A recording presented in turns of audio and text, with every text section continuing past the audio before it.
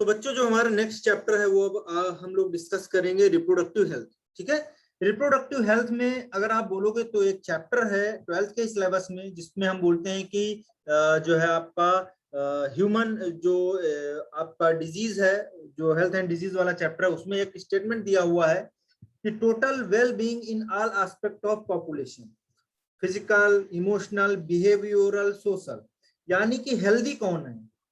Healthy वही individual है जो फिजिकली फिट है, इमोशनली फिट है, बिहेवियरली फिट है और सोशली फिट है। तो उसको हम बोलेंगे वो पूरी तरीके से टोटल वेल बीइंग है। ठीक है, तो यहां पर लिख लेंगे हम लोग इस लाइन को कि अगर कोई पूछता आपसे हेल्थ क्या है तो total well being in all aspects of population। ठीक है, अब एस्पेक्ट्स क्या हो सकते हैं? जैसे फिजिकल हुआ, फिजिकली भी फिट होना चाहिए, फिजिकल के बाद में इमोशनली भी फिट होना चाहिए, और आप बोलोगे बच्चों बिहेवियरल, और उसके साथ साथ में सोशली भी फिट होना चाहिए। ठीक है, तो इसको हम बोल रहे हैं वेल बीइंग। अब रिप्रोडक्टिव हेल्थ में हुआ क्या, इंडिया एक पहला ऐसा कंट्री था जो फैमिली प्लानिंग को लेके आया। तो ये स्टेटमेंट बहुत इंपॉर्टेंट है, इंडिया इज द फर्स्ट जो है कंट्री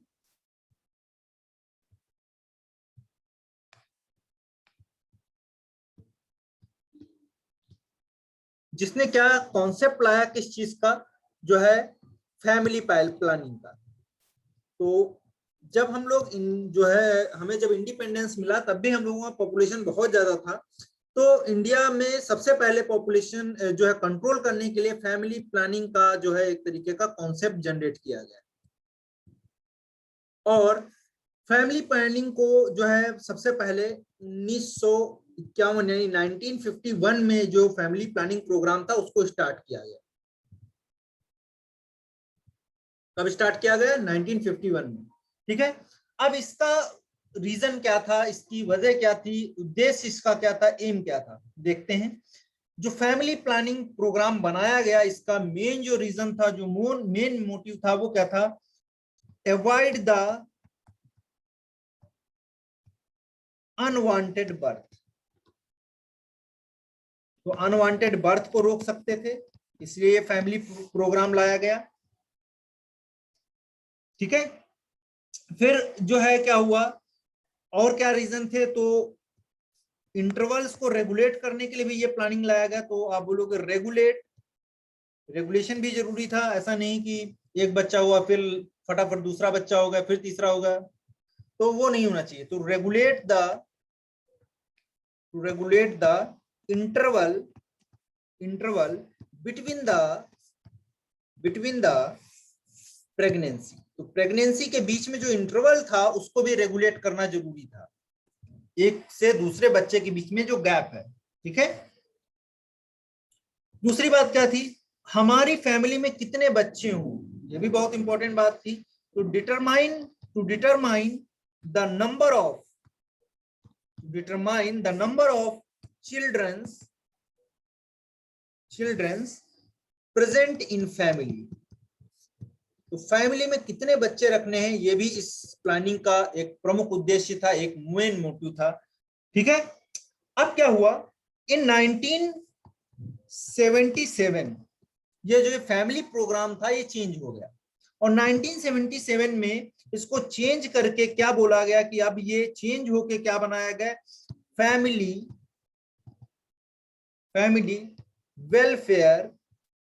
वेलफेयर प्रोग्राम। तो फैमिली वेलफेयर प्रोग्राम बनाया गया।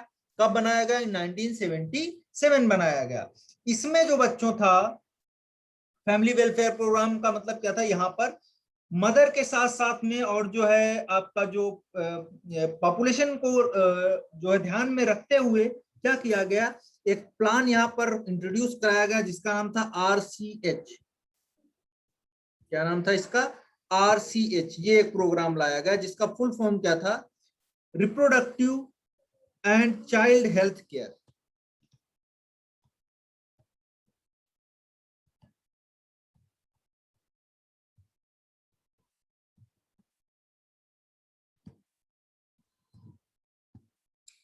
तो ये आया कॉन्सेप्ट आरसीएच का, ठीक है।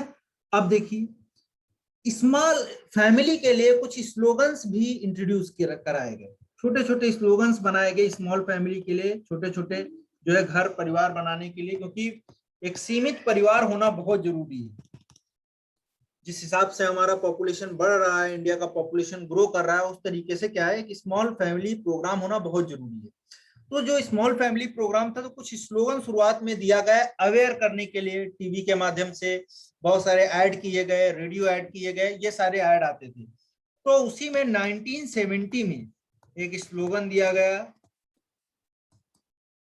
2 या 3 बस, यानी कि बच्चे 2 या 3 बस इतने ही होने चाहिए। अब इसको और थोड़ा चेंज किया गया, 1980 में एक स्लोगन दिया गया जो बहुत मशहूर हुआ। वो क्या था? हम 2 हमारे 2, ठीक है। तो ये भी स्टार्ट हुआ। तो ये ध्यान रखना हो आप रखिएगा, अदरवाइज कोई ऐसा नीड नहीं इसका, ठीक है। अब देखिए आगे बढ़ते हैं हम लोग। अब हुआ क्या, ये सारी बातें तो हो गई, लेकिन अभी भी लोगों को इतना अवेयरनेस नहीं हुआ, तो इन सब मेथड्स को धीरे धीरे जो है अप्लाई किया गया और धीरे धीरे पॉपुलेशन कंट्रोल करने की कोशिश की गई। लेकिन इसके साथ साथ में जो कॉन्ट्रासेप्शन था, कॉन्ट्रासेप्शन का मतलब क्या था कि जो प्रेगनेंसी है उसको प्रिवेंट करें किसी तरीके से, अनवांटेड बच्चे को रोका जाए, ठीक है, कॉन्ट्रासेप्टिव मेथड के थ्रू। अब वो कौन कौन से थे, इनकी हम लोग आगे डिस्कशन करेंगे। तो देखते हैं कॉन्ट्रासेप्शन।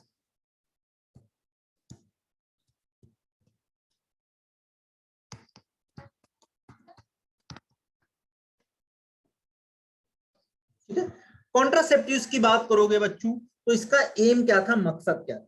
सबसे इंपॉर्टेंट बात मैं लिख रहा हूं 1 बाय 1 करके। सबसे पहले इसका एम जो था वो क्या था, टू प्रिवेंट द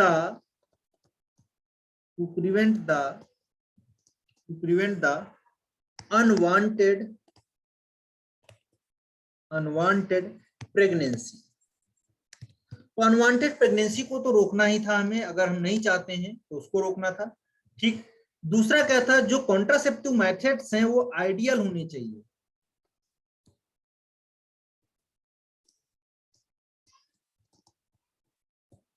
आइडियल क्यों होने चाहिए बच्चों? आइडियल इसलिए होना चाहिए कि अब ऐसा नहीं किसी ने कॉन्ट्रासेप्टिव मेथड यूज किया, उसके बाद में पता चल रहा जब वो बच्चा चाह रहा है तो बच्चे नहीं हो रहा है, तो वो नहीं होना चाहिए। एक आइडियल का मतलब है जब वो चाहे तब चीजों को रोक सके, पॉज कर सके, और जब वो चाहे तब बच्चों को जो है प्रोड्यूस कर सके, है ना।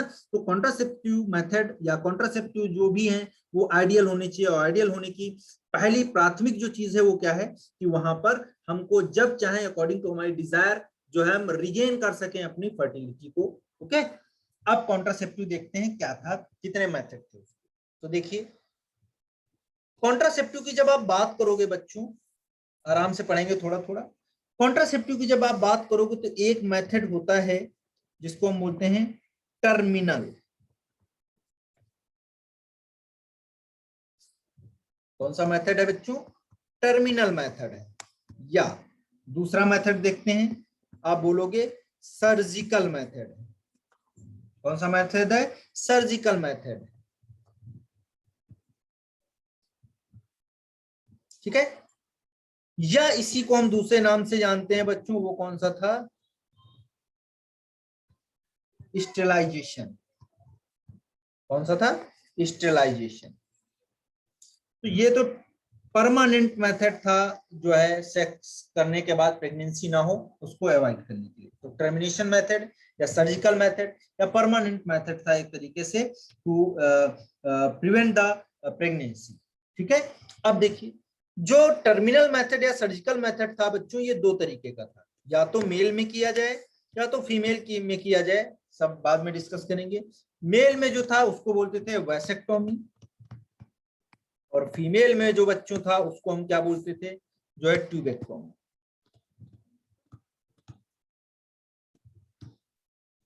ठीक है, दोनों बातें क्लियर हैं। वैसेक्टोमी का मतलब होता है वास्ट डिफरेंस को कट किया जाए, यानी कि जो आपका पैथवे है जो स्पर्म का, उसको ब्लॉक कर दिया जाए, उसको जो है कट कर दिया जाए, वहीं पे रोक दिया जाए। ट्यूबेक्टोमी का मतलब क्या था कि वहां पर जो फेलोपियन ट्यूब है उनको कट कर दिया जाए और टाइट कर दिया जाए, जिससे आगे जाके यूट्रस इम्प्लांट ना हो पाए। तो ये सारे मेथड थे जो परमानेंट मेथड थे, एक तरीके से टर्मिनल मेथड थे, इरिवर्सिबल थे, बहुत जल्दी इनका मतलब रिवर्सिबिलिटी बहुत कम था, सर्जिकल मेथड थे या इन्हीं को स्टेरिलाइजेशन कह रहे थे। ठीक है, अब टेम्परेरी मेथड देखते हैं, ये थोड़ा इंपॉर्टेंट है।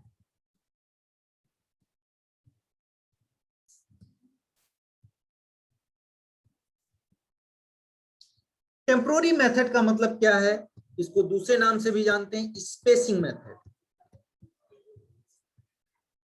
स्पेसिंग मेथड का मतलब बच्चों क्या है कि स्पेस, एक बच्चा है और दूसरा बच्चा जो आ रहा है उसके बीच में जो स्पेस हमें देना है, तो हमें क्या यूज करना पड़ेगा, टेम्परेरी मेथड यूज करने पड़ेंगे, जिससे हम कॉन्सेप्शन रोक सकें, यानी कि फीमेल प्रेग्नेंट ना होने पाए।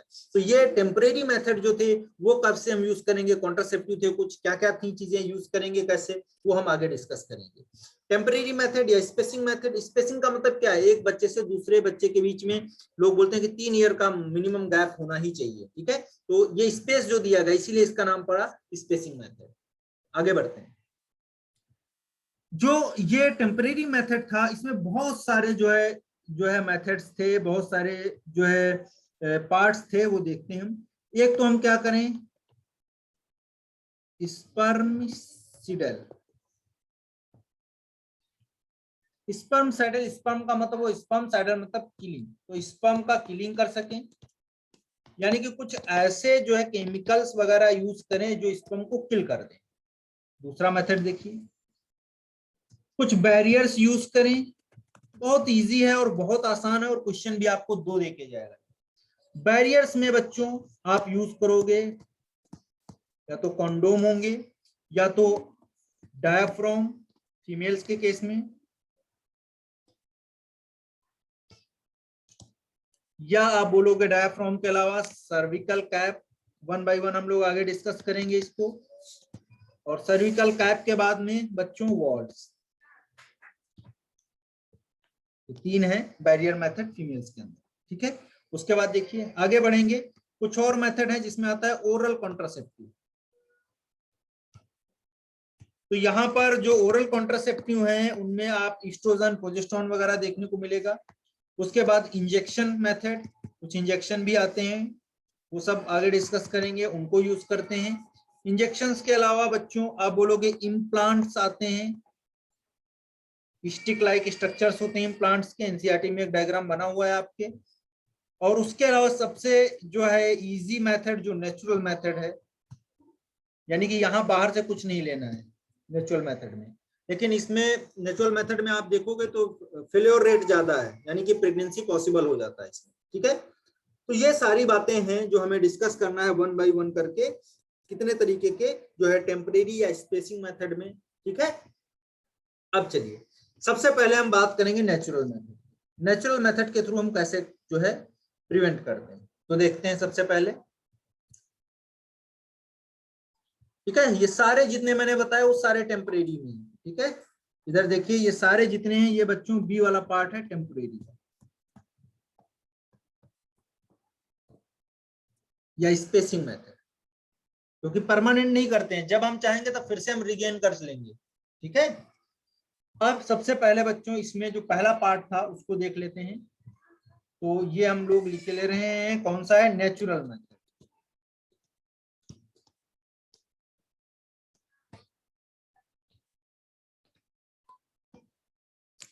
नेचुरल मेथड या इसका दूसरा नाम था ट्रेडिशनल, जो बहुत पुराने टाइम से चला आ रहा है और सभी को पता है ट्रेडिशनल मेथड।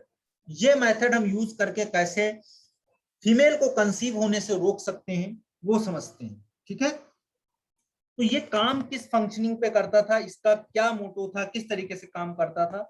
तो ये क्या काम करता था, work on the principle of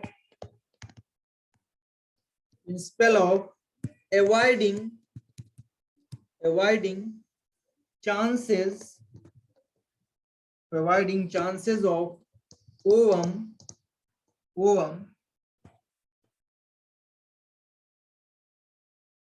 and sperms meeting। यानी कि कुछ ऐसा काम किया जाए नेचुरल मेथड में, बाहर से हमें कुछ नहीं लेना, इसमें हम कुछ ऐसा करें कि स्पर्म्स और ओवम दोनों का मीटिंग ना हो पाए, मीटिंग को रोक दें। भाई ये कैसे हो सकता है कि स्पर्म और ओवम ना जो है मिले जब सेक्स करें, तो देखो क्या होगा। और मिले कैसे, नहीं मिलेंगे तो समझते हैं उस बात को। देखिए और क्या बात थी, ये तो इसका वर्क प्रिंसिपल हो गया। दूसरा, यहां पर नो मेडिसिन, कोई मेडिसिन यूज नहीं किया जाएगा, नो मेडिसिन और डिवाइसेस, कोई डिवाइस नहीं यूज किया जाएगा। अभी मैंने बताया जैसा कि आपको पहले ही, नो मेडिसिन और नो डिवाइसेस आर यूज्ड, कुछ नहीं यूज किया जाएगा इन दीज मेथड्स। ठीक है, कुछ नहीं यूज किया जाएगा। आप समझिए आगे इसके जो साइड इफेक्ट हैं, इसके जो साइड इफेक्ट हैं वो ऑलमोस्ट कैसे होंगे, ऑलमोस्ट क्या होंगे, आप बोलोगे बच्चों नील होंगे, बहुत कम होंगे साइड इफेक्ट, क्योंकि हम बाहर से कुछ ले ही नहीं रहे तो साइड इफेक्ट कहां होगा, कुछ नहीं होगा, नील होगा। लेकिन चांसेस जो होंगे, चांसेस ऑफ फेल्योर, यानी कि अगर इस दरमियान कोई क्वाइटस करता है, कोई सेक्स करता है, कोई मीटिंग करता है, तो चांसेस रहेंगे, हो सकता है कि जो है फीमेल कंसीव हो जाए, तो चांसेस ऑफ फेल्योर इस कॉन्ट्रासेप्शन के क्या रहेंगे, हाई रहेंगे, सबसे ज्यादा रिस्क रहेगा भाई, क्योंकि नेचुरल मेथड है, बाहर से हम कुछ ले नहीं रहे हैं, तो हो सकता है प्री इजैकुलेशन हो जाए या बहुत सारी बातें वो हो सकती हैं जिससे वो फीमेल कंसीव हो सकती है। अब देखिए इनके टाइप कौन कौन से, तो यहीं पे मैं बताया दे रहा हूं आपके नेचुरल मेथड के टाइप देखिए कौन कौन से हैं, कितने तरीके से हम इसको यूज करते हैं। पहला पीरियोडिक अब्स्टेंस,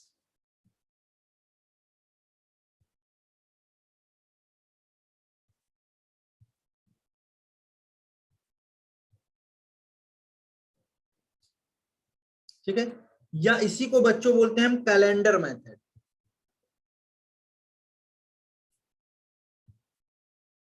समझा देंगे आपको आगे क्या है ये, पहला हो गया। दूसरा देखिए, दूसरे में हम बोलते हैं विड्रॉ मेथड। कौन सा मेथड बच्चों, विड्रॉल मेथड। और इसी को हम क्या बोलते हैं, क्वाइटस इंटरप्टस, बहुत बार पूछा गया है, क्वाइटस इंटरप्टस, ये एक मेथड हो गया। और चलिए तीसरे मेथड पे पहुंचते हैं फटाफट। तीसरा मेथड जो है वो कौन सा है, लैक्टेशनल एमनोरिया।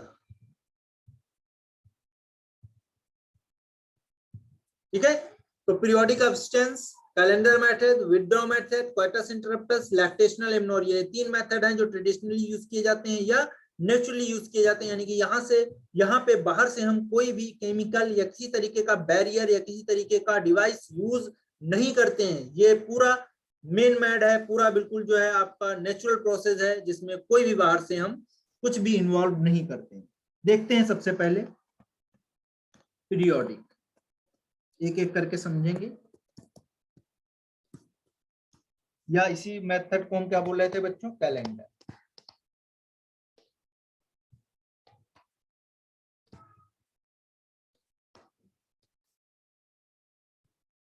चलिए अब देखिए, आपको अगर याद हो पुराने टाइम पे जब हम लोग ह्यूमन रिप्रोडक्शन पढ़ रहे थे तो मैंने बोला था जो फीमेल्स होती हैं उनमें 1 to 28 डे की मेंस्ट्रुअल साइकिल होती है। 14वें दिन के आसपास, 14 डे के आसपास जो डे होता था उसको हम बोलते थे ओवुलेशन, और ओवुलेशन होता था तो यहाँ पर बच्चों सेकेंडरी oocyte या बाय डिफॉल्ट उसको एनसीईआरटी बोलती ओवम, वो रिलीज होता था। ठीक है, अब देखिए इस 14वें दिन, मान लो थोड़ा बहुत इधर उधर हो सकता है तो हम 10 दिन मान लेते हैं, 10 से आप मान लो 17 डेज तक, ये जो टाइम है, ये जो ड्यूरेशन है बच्चों, ये वाला जो ड्यूरेशन है 10 to 17 डेज। ठीक है, क्लियर है? इसमें आप बोलोगे ये क्या है, फर्टाइल पीरियड है।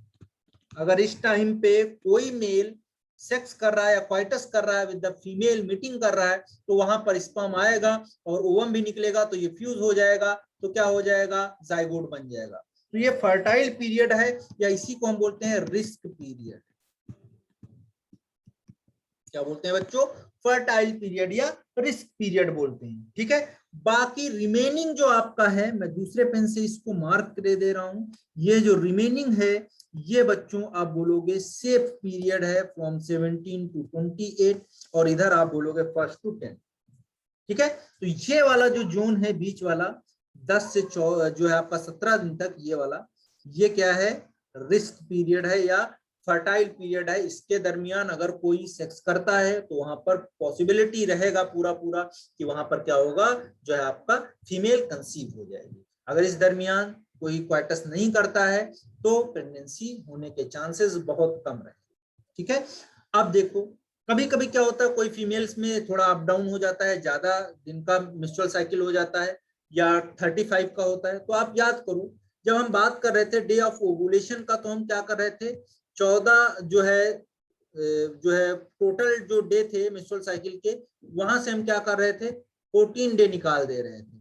तो वो चेंज होता रहता है according to number of menstrual cycle. तो अगर क्वेश्चन आपसे ऐसे पूछता है तो आप उसके अकॉर्डिंग सेफ पीरियड अलग होगा और फर्टाइल पीरियड तो आपको पता ही। ठीक है, तो पीरियोडिक कैलेंडर या पीरियोडिक या कैलेंडर मेथड में हमको वो पार्ट फ्रॉम 10 to 17 डेज तक सेक्स नहीं करना है, और उस दरमियान अगर सेक्स नहीं करेंगे तो वहां पर पॉसिबिलिटी बहुत कम हो जाएगा बच्चा होने। ठीक है, चलिए, तो फीमेल कंसीव नहीं करेंगी। दूसरा मेथड देखते हैं हम लोग इसके बाद में। तो दूसरा मेथड है वो बच्चों कौन सा है, तो दूसरा मेथड है विथड्रॉ मेथड।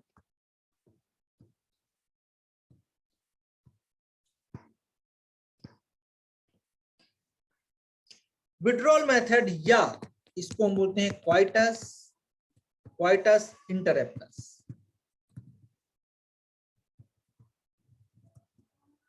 Coitus interrupts. ठीक है, इसमें बच्चों हाई फेल्योर रेट है। क्यों है, मैं बता रहा हूं आपको।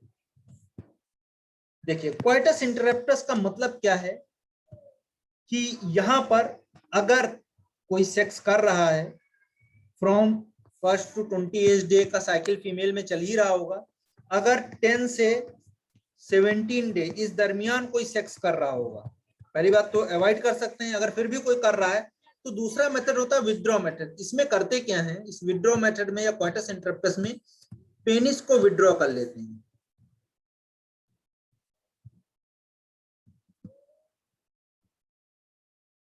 Withdraw from the vagina before ejaculation. तो इजाकुलेशन से पहले ही हम क्या करें, पेनिस को विड्रॉ कर लें वेजाइना से, तो ये क्या कहलाएगा, क्वाइटस इंटरप्टस या विड्रॉ मेथड। लेकिन इनमें रिस्क है, हाई फेलियर क्यों, क्योंकि कभी कभी क्या हो जाता है कि प्री इजाकुलेशन हो जाता है, यानी कि पता ही नहीं चलता है पहले से ही। अगर प्री इजाकुलेशन हो गया, अगर एक बूंदी सीमेन का चला गया तो स्पर्म होंगे उसमें मिलियंस, और वो जाके अगर मोबिलिटी उनका फास्ट हुआ तो वो जाके तुरंत क्या करेंगे, फर्टिलाइज कर देंगे। तो इसीलिए इसका हाई फेल्योर रेट है विथड्रॉ मेथड का। ठीक है, अब देखिए एक और मेथड जो हम लोग पहले भी डिस्कस कर चुके हैं बच्चों, उसको क्या बोलोगे आप लोग, तो वो है आपका लैक्टेशनल एमनोरिया। लैक्टेशनल एमनोरिया, हालांकि मैं बता चुका हूं उसको। लैक्टेशनल एमनोरिया में मैक्सिमम आप बोल सकते हो अप टू 6 मंथ। ठीक है, जो है अगर कोई सेक्स करता है तो वहां पर जो है आप बोलोगे कि जो फीमेल कंसीव नहीं होगी। क्यों नहीं होगी, समझते हैं उसको। तो 6 मंथ फॉलोइंग, पूरी बात लिख लेते हैं, फॉलोइंग पार्चुरेशन। तो पार्चुरेशन के यानी कि चाइल्ड बर्थ के 6 महीने बाद तक वहां पर फीमेल कंसीव नहीं होगी। क्यों नहीं होगी? देखिए मैक्सिमम की बात कर रहा हूं, ठीक है, क्योंकि वहां पर आप बोलोगे इंटेंस जो लैक्टेशन फीमेल्स कराती हैं उनमें पीआरएल का लेवल हाई होता है। इंटेंस लैक्टेशन कराएंगी तो पीआरएल का लेवल क्या होगा? हाई होगा, क्योंकि पीआरएल क्या करता है आपको पता है, मिल्क को प्रोड्यूस करवाता है, तो पीआरएल का लेवल हाई होगा। तो आपको पता है ये इनहिबिट करता है एफएसएच के लेवल को, और किसके लेवल को? एलएच के लेवल को। अब जब एफएसएच और एलएच का लेवल कम हो गया तो आप बोलोगे फॉलिकुलर डेवलपमेंट होगा? नहीं होगा, बिल्कुल नहीं होगा। फिर आप बोलोगे ओवुलेशन होगा? बिल्कुल नहीं होगा, एलएच का लेवल कम है तो ओवुलेशन कहां से होगा? नहीं होगा। फिर आप बोलोगे मेंस्ट्रुअल साइकिल होगा? नहीं होगा। ये कहानी आपको देखने को मिलेगी किसमें? Lactational amenorrhoea. ठीक है, तो आज के लिए नेचुरल मेथड तक ही रखते हैं हम लोग। मिलेंगे नेक्स्ट क्लास में, फिर से इसके आगे कंटिन्यू करेंगे। ठीक है, कोई प्रॉब्लम नहीं है, फिर से डिस्कस करेंगे। Thank you so much.